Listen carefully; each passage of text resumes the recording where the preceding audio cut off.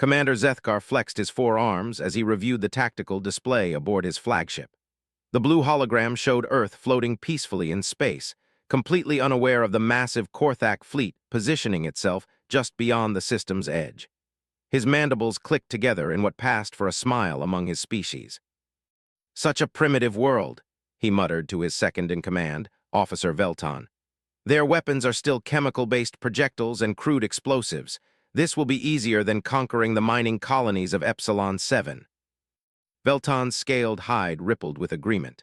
"The intelligence reports show they barely have space travel beyond their own moon. Their military forces are scattered across their single planet in small groups they call armies. They fight each other more than any external threat." Zethkar had built his reputation on swift, decisive victories. The Korthak Empire valued efficiency above all else, and he had delivered it consistently across 12 conquered worlds. Each species had fallen within days, sometimes hours. The key was always the same: identify the strongest military force, crush it completely, and watch the rest surrender in terror.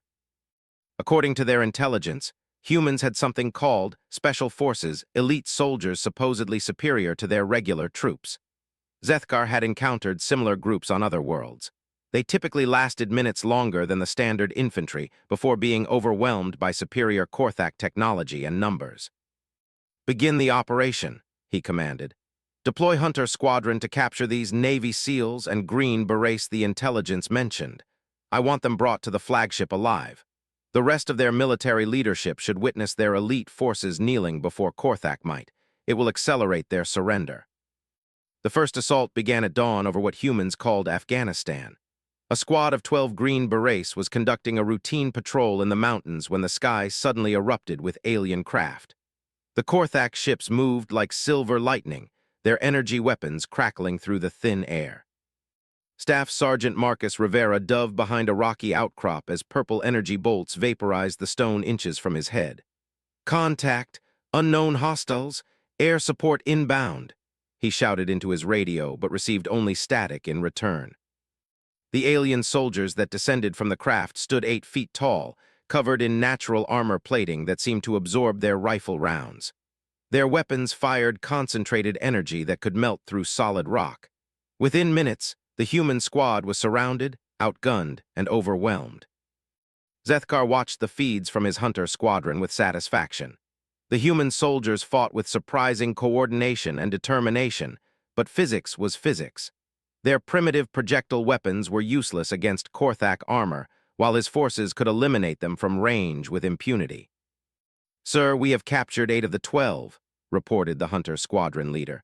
4 humans chose to detonate explosive devices rather than surrender.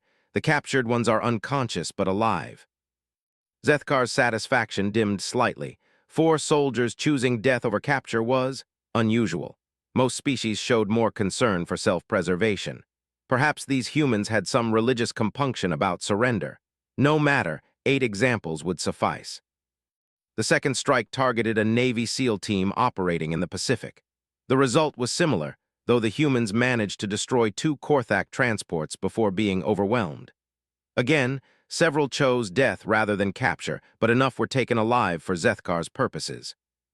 By the end of the first day, the Korthak had captured 37 human Special Forces personnel from 7 different strikes across the planet. They had also seized major military installations in what humans called Washington, D.C., Pentagon, and several other command centers. Human resistance was scattered and ineffective against Korthak technology. Zethkar had the captured humans brought to his flagship's detention level.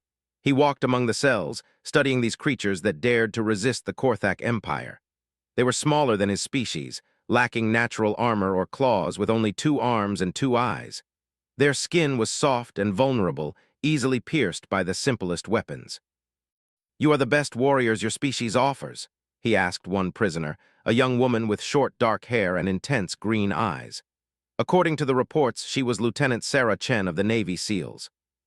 Chen stared back at him without flinching. "We're just the ones you caught." The response puzzled Zethkar. There was no fear in her voice, no pleading for mercy, no attempt at negotiation.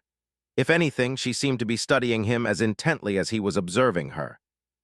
"Your planet will surrender within the solar cycle," he informed her. Your governments have seen what happens to those who resist us. Compliance is the only logical choice.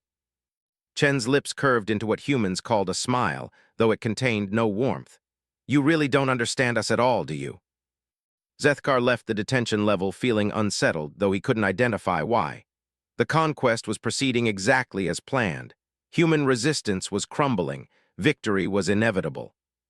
He had no way of knowing that the humans he had captured were already planning their escape, or that their capture had been reported to a network of soldiers, intelligence operatives, and military commanders who operated by a simple principle.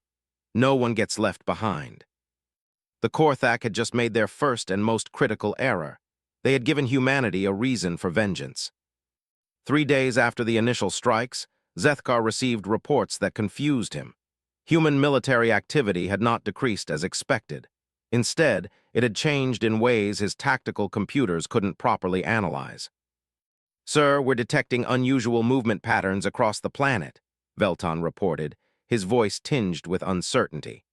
"Large numbers of human soldiers are converging on specific locations, but they're not massing for traditional defensive positions." Zethkar studied the tactical display. Small groups of humans were moving through terrain that should have been impossible to traverse undetected. Mountain ranges, dense forests, urban environments, they seemed to flow through obstacles like water finding the lowest path. "What are their numbers?"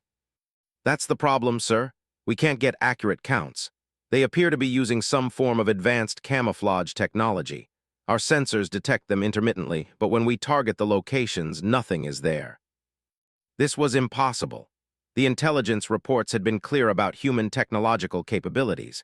They possessed no advanced cloaking systems, no energy shields, no faster-than-light communication. Yet somehow they were coordinating movements across vast distances while remaining largely invisible to Korthak sensors. In the mountains of Colorado, Master Sergeant Jake Morrison lay perfectly still beneath a carefully constructed camouflage shelter. Around him, 19 other Green Berets maintained similar positions, their bodies covered in local vegetation and specialized netting that broke up their heat signatures. They had been motionless for 6 hours, watching a Korthak patrol route that intelligence had identified. Morrison had served 3 tours in Afghanistan before the aliens arrived. He understood patience, discipline, and the art of making oneself invisible in hostile territory. The aliens were powerful, but they moved through the landscape like tourists' predictable routes, regular timing, obvious communication patterns.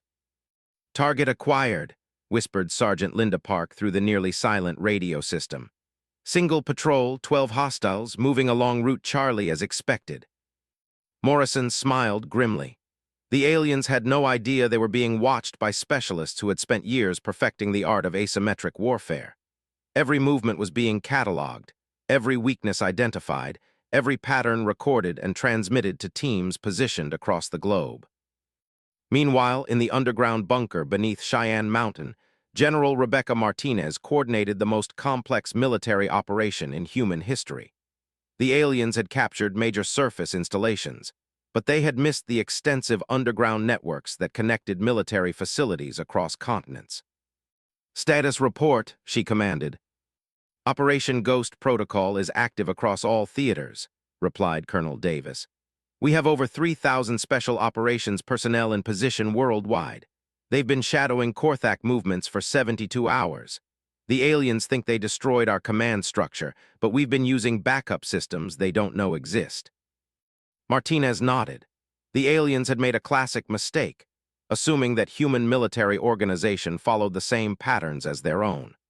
They had targeted visible leadership and obvious installations while ignoring the redundant systems and distributed command structures that had been developed through decades of studying asymmetric warfare. "What about our captured personnel?" "Still aboard the flagship. We've identified its location and are tracking its movements. The aliens seem to be keeping our people alive, which gives us opportunities." Aboard the Korthak flagship, Lieutenant Sarah Chen had spent 3 days studying her captors. The detention level was sophisticated but not perfect. The aliens relied heavily on energy barriers and automated systems, probably because they had never encountered prisoners capable of the kind of improvisation that Special Forces training provided. She had identified 17 distinct weaknesses in the detention system, from predictable guard rotation patterns to gaps in sensor coverage. More importantly, she had observed that the Korthak seemed to have no concept of what humans could accomplish with limited resources and unlimited determination. "They're arrogant," she whispered to Staff Sergeant Rivera during one of the brief periods when the surveillance systems cycled to other cells. "They think superior technology equals superior tactics. They've never fought an insurgency." Rivera nodded. "How long until extraction?" Chen smiled. She had been counting the subtle vibration patterns in the ship's hull, listening to the rhythm of alien conversations, tracking the movement of personnel through the corridors.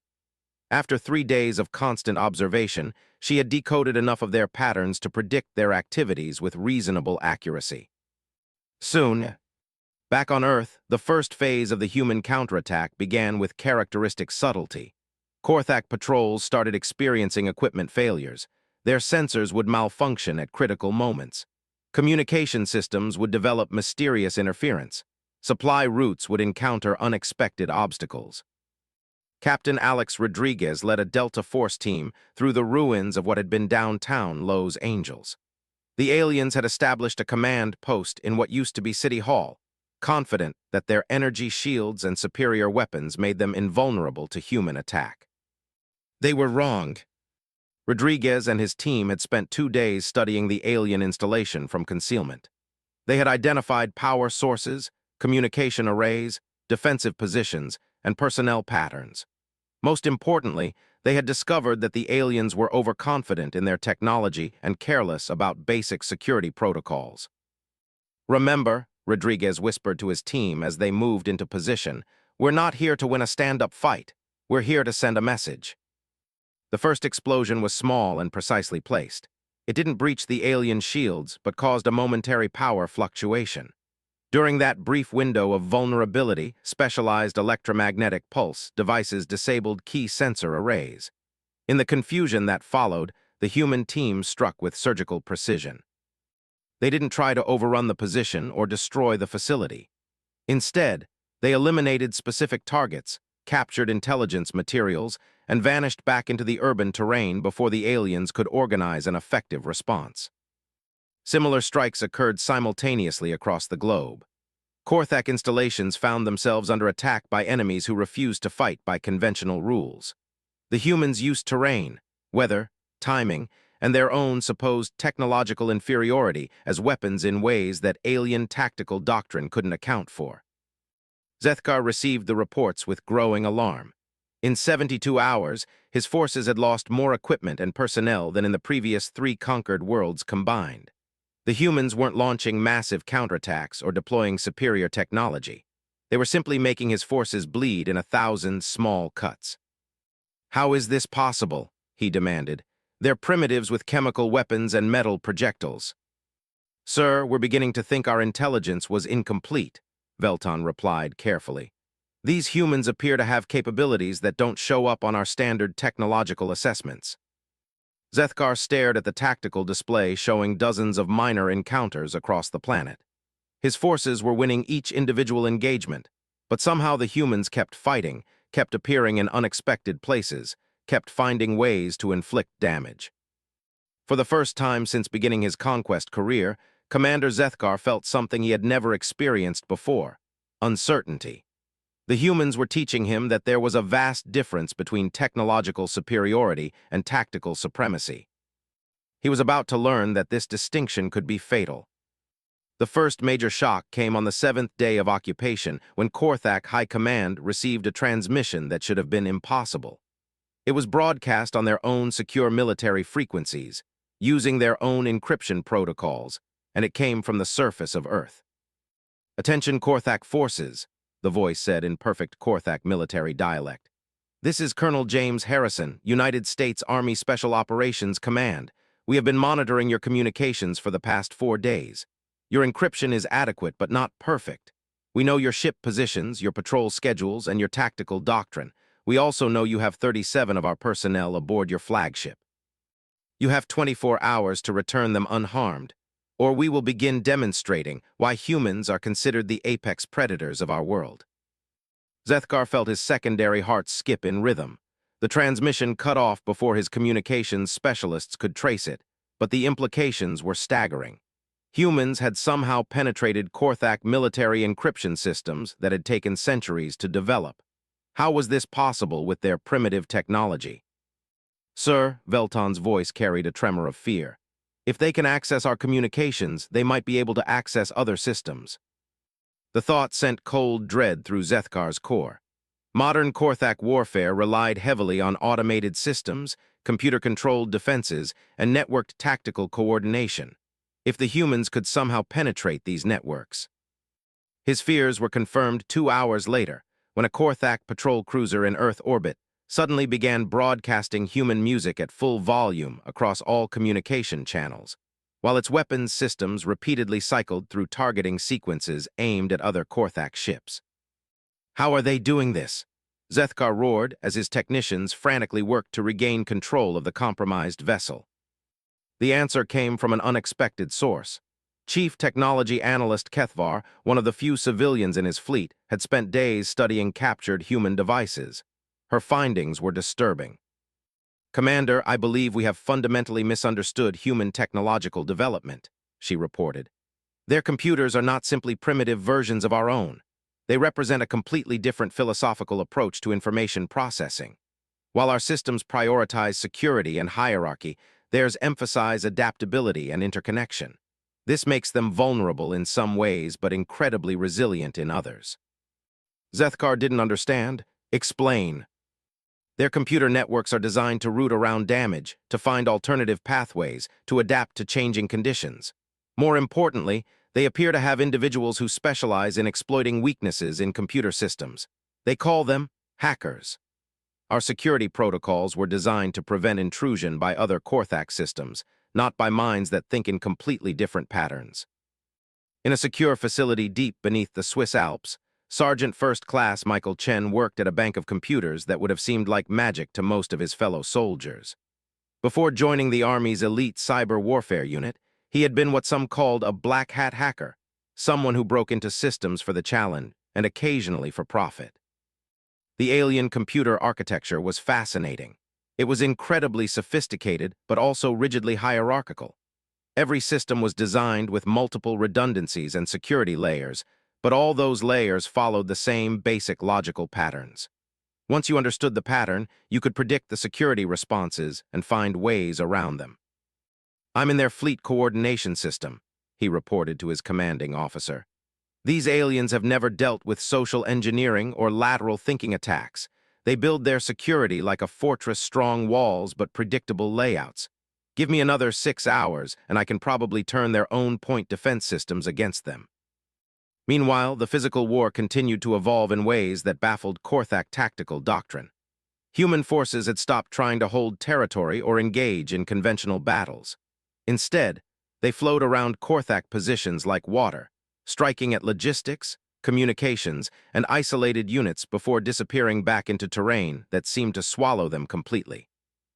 Major Sandra Kim led a ranger company through the urban ruins of Detroit. The city had been heavily damaged in the initial alien assault, but the destruction actually worked to human advantage.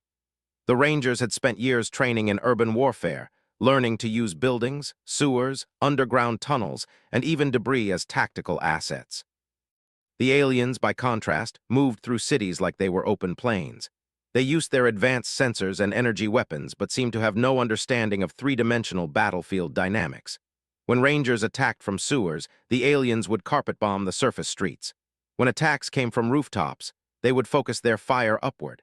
They never seemed to grasp that human forces could be above, below, and beside them simultaneously.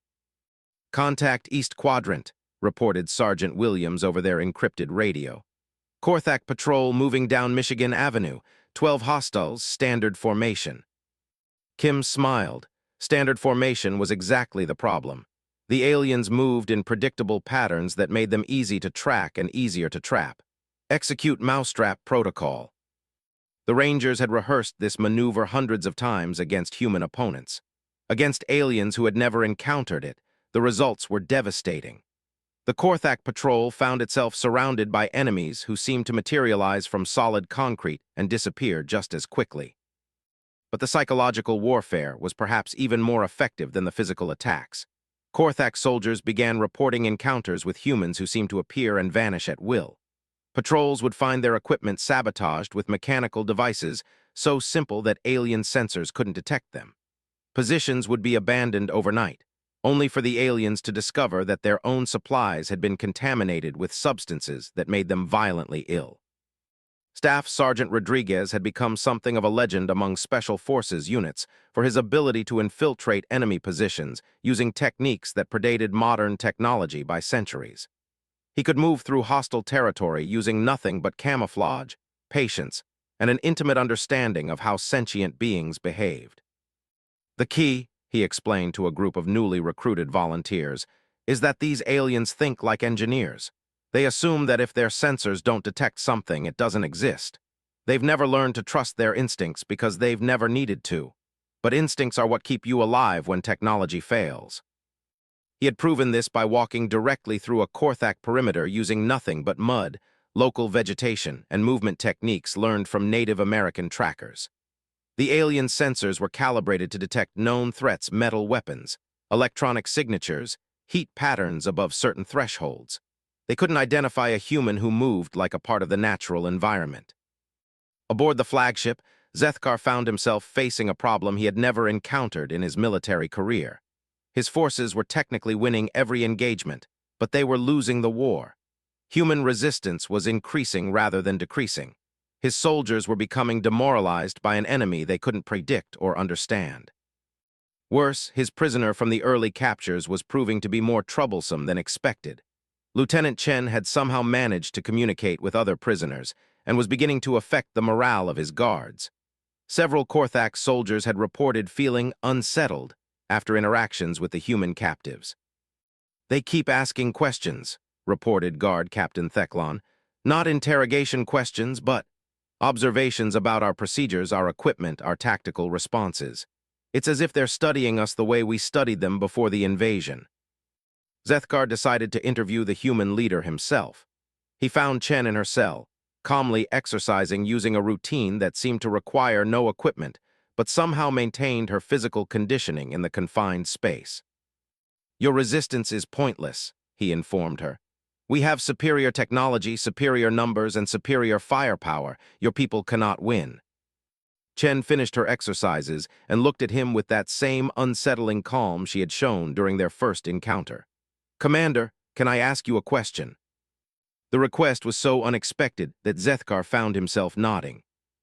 "In all your previous conquests, how long did it take for the defeated populations to stop fighting?" Zethkar considered. "Most species surrender within days. Some require weeks to fully accept new authority." "And how long have we been fighting?" 7 days. Chen smiled. "Commander, we're just getting started. You've made the mistake of thinking that technology determines the outcome of war, but war isn't fought by machines. It's fought by minds, and human minds. We've been at war with each other for thousands of years. We've learned things about conflict that you can't understand because your species has never had to."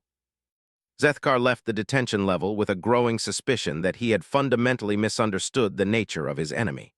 The humans weren't just resisting conquest.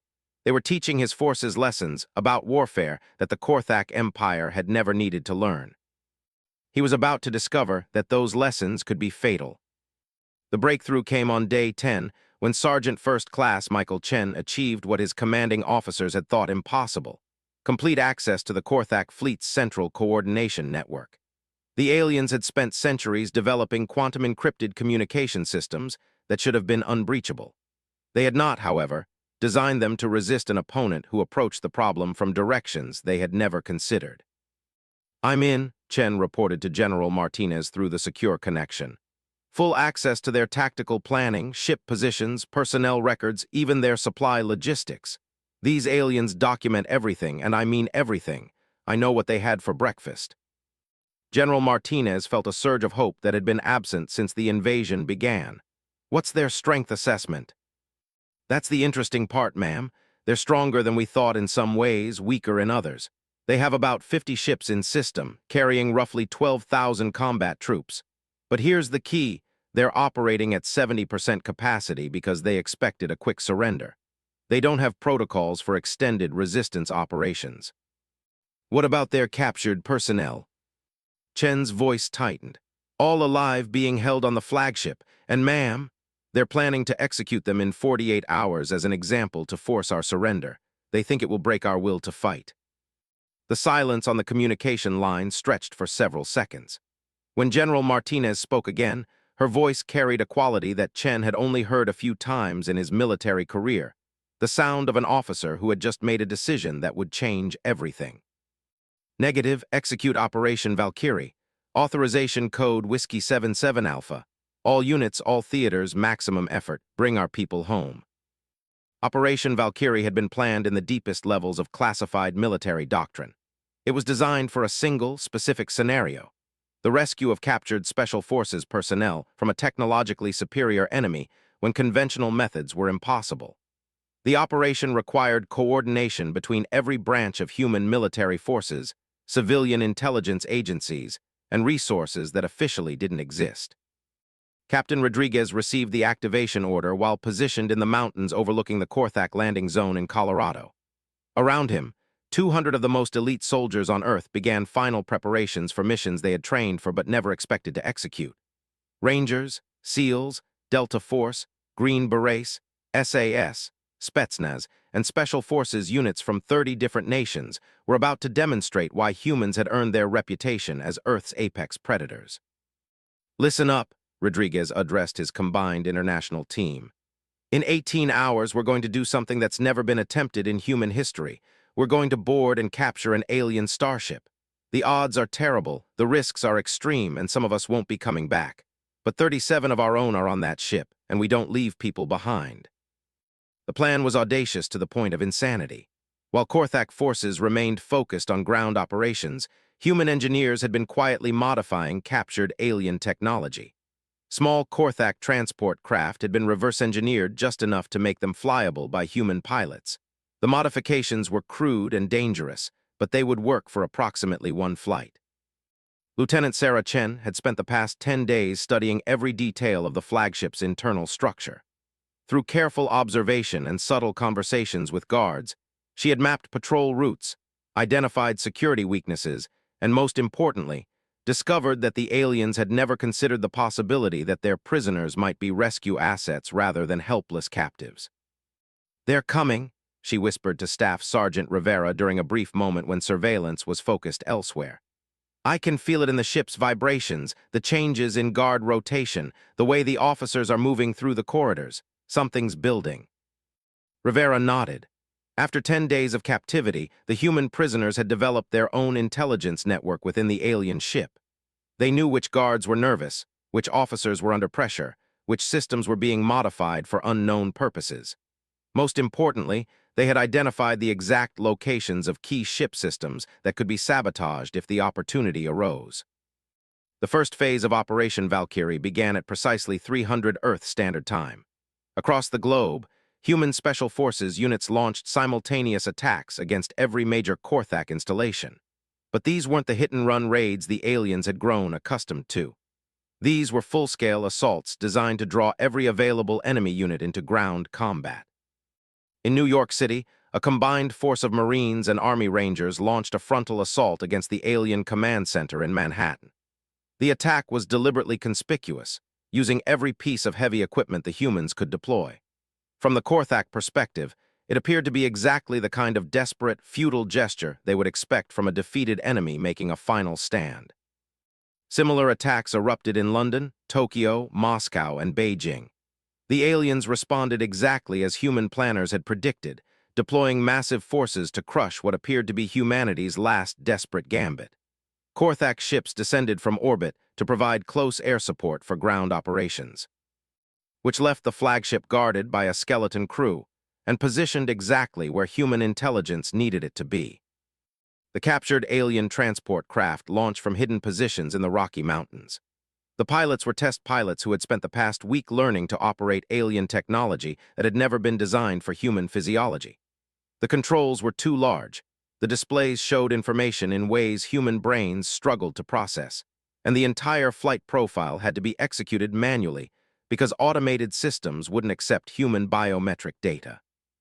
"This is Ghost Rider 1, reported Major Jennifer Walsh as she fought to keep the alien craft stable. "We're airborne and climbing. Artificial gravity is making me nauseous, but we're on course for the target." Behind her, 24 of the most elite soldiers on Earth checked weapons that had been specifically modified for use in the alien ship's environment. They carried no electronics that might trigger Korthak sensors, no materials that would show up on alien detection systems. Their equipment consisted of mechanical devices, chemical compounds, and weapons that had been perfected by Special Forces units over decades of asymmetric warfare. The approach to the flagship required flying through a debris field created by the ongoing battle in Earth's atmosphere. Human pilots used the wreckage as cover, flying patterns that no Korthak tactical computer would predict, because they required split-second improvisations that only human reflexes could execute. "Target acquired," Walsh reported as the massive alien flagship appeared on their visual display.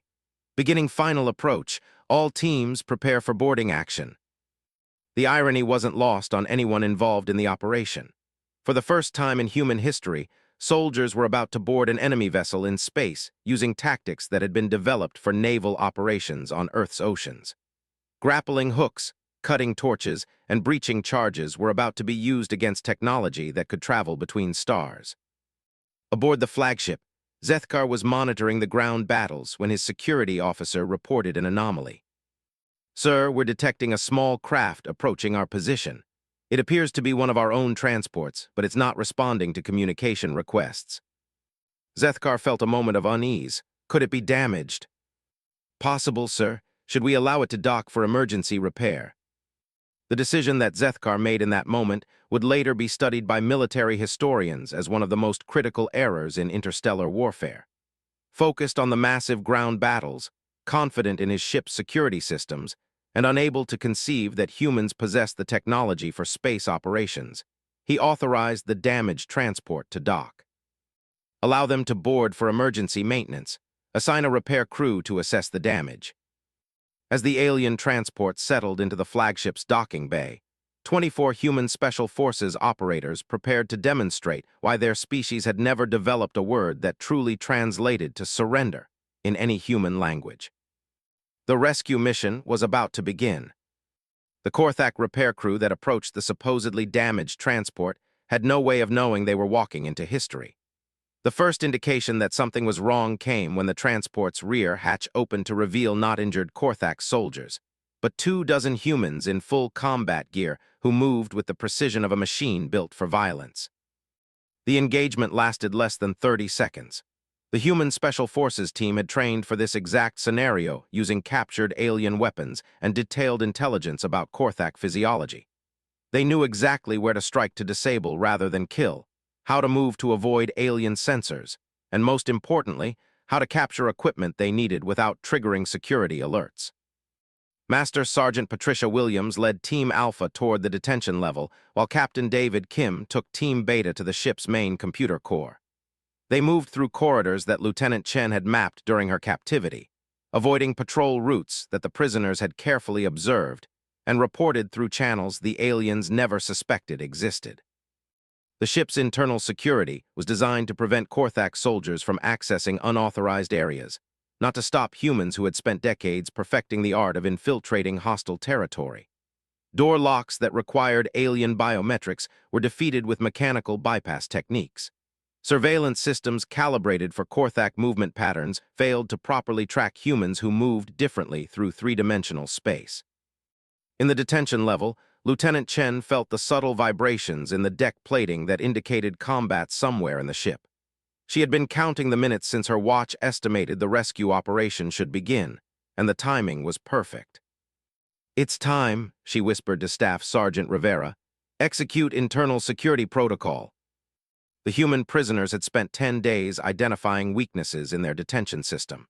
They had discovered that the energy barriers holding them could be overloaded using metal components from their uniforms in combination with the electrical systems that powered their cell amenities. More importantly, they had located the manual override controls that Korthak engineers had included as safety backups. The detention level erupted into controlled chaos as 37 Special Forces personnel simultaneously breached their cells and began moving to predetermined positions. These weren't helpless prisoners. They were some of the most dangerous soldiers humanity had ever produced, and they had been planning this moment for 10 days. Zethkar received the first security alert while monitoring the ground battles. "Sir, we're detecting unauthorized movement in detention section. See multiple energy barrier failures." Before he could respond, additional alerts flooded the command center. Computer core intrusion in progress. Unknown individuals accessing primary data systems. Security teams to Computer Core 7 immediately. Zethkar felt the universe shift around him as understanding dawned. The human transport. The ground attacks drawing his forces away. The timing of multiple simultaneous security breaches. This wasn't random, it was a coordinated military operation of a complexity he had never encountered. "Emergency lockdown," he ordered. "Seal all sections, deploy security teams to all critical areas. Communications alert the fleet that we are under attack." But the humans had anticipated these responses. Team Beta had reached the computer core and was implementing the access codes that Sergeant Chen had provided from Earth. Instead of simply sabotaging alien systems, they began taking control of them. "I'm in the ship's network," reported Specialist Jackson, a cyber warfare expert who had been briefing on alien computer architecture for the past week. "Implementing Protocol 77 Alpha, ship lockdown systems, redirected, internal communications, severed, external transmissions, blocked. They're locked in here with us now." The true genius of the human plan became apparent as Korthak's security teams found themselves trapped by their own systems. Corridors that should have sealed to contain intruders instead locked down sections containing alien personnel. Weapons that should have activated against the humans instead powered down completely. The ship's own security network had been turned against its creators. Lieutenant Chen led her fellow prisoners in a fighting withdrawal toward the designated extraction point. They moved through corridors they had memorized, using tactics they had refined during countless training exercises. But more than that, they moved with the coordination of soldiers who had been through combat together, who trusted each other completely, and who shared a common understanding of what honor meant. "Contact front," called Sergeant Martinez as Korthak security forces finally reached the detention level. 12 hostiles, standard formation, energy weapons. The firefight that followed would later be analyzed by military strategists as a perfect example of asymmetric tactics. The humans used the ship's own architecture against defenders who had never considered that their corridors might become tactical terrain. Every corner became cover, every junction became a choke point, every overhead duct became a route of advance. But the real shock came when the rescued prisoners joined up with their rescue teams, and the combined force began moving toward the ship's critical systems. 37 prisoners plus 24 rescuers created a unit unlike anything the Korthak had ever faced. Special Forces personnel with detailed knowledge of alien technology, recent intelligence on enemy capabilities, and a level of coordination that only came from shared training and absolute trust. "Extraction Point Alpha secured," reported Master Sergeant Williams. "All personnel accounted for, beginning Phase 2. Phase 2 was the part of the operation that transformed a rescue mission into a strategic victory. Rather than simply extracting their people, the humans began systematically capturing key areas of the ship. The computer core, the weapons control center, the main engineering section, the navigation systems, each fell to soldiers who moved through alien technology like they had been designed for it. Zethkar found himself trapped on his own command deck as human forces took control of his ship section by section. His communications were cut, his weapons were offline, and his security forces were either dead, captured, or sealed into compartments they couldn't escape from. When Lieutenant Chen finally appeared on his command deck, flanked by soldiers whose eyes held the cold calculation of professional killers, Zethkar experienced something he had never felt in his military career: complete helplessness.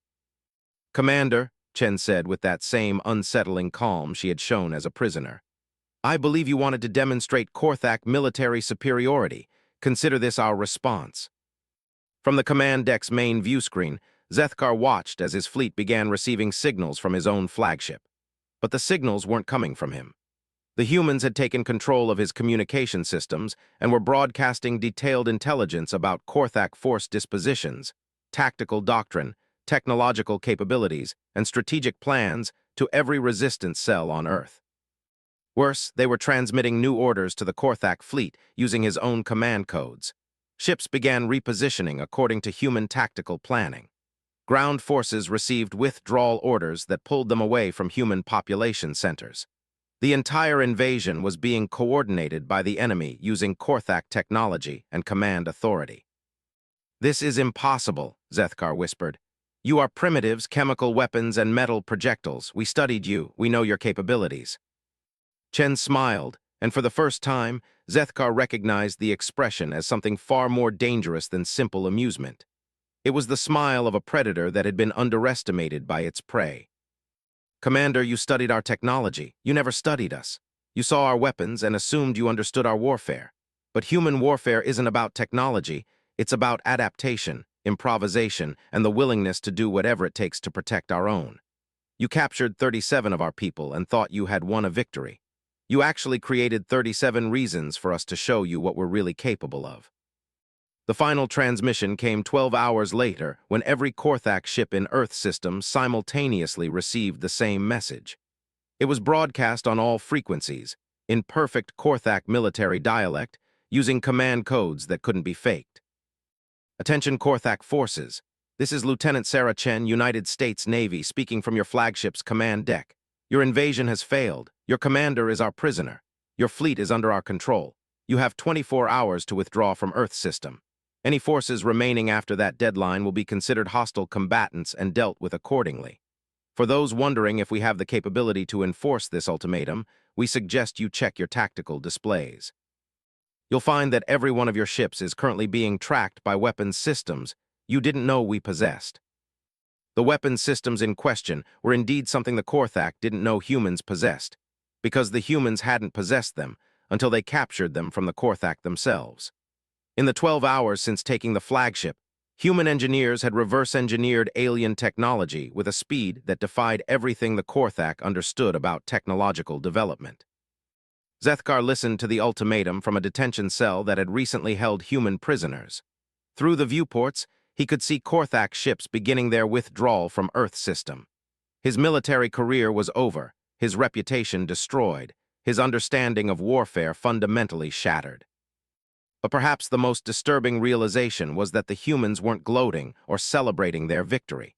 They moved through his ship with the calm professionalism of soldiers completing a mission. They treated their prisoners with correct military courtesy. They operated captured alien technology with an efficiency that suggested they had been doing it for years rather than hours. They acted, in short, like a species that had always known this day would come, and had been preparing for it for their entire history. Commander Zethkar had learned too late that there was a vast difference between technological advancement and evolutionary adaptation.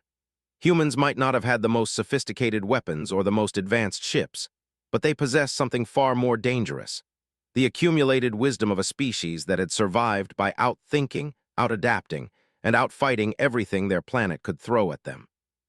He had underestimated human soldiers. The price for that mistake was the first military defeat in Korthak history, and the knowledge that Earth was no longer a target for conquest. It was now a world that other species would learn to respect.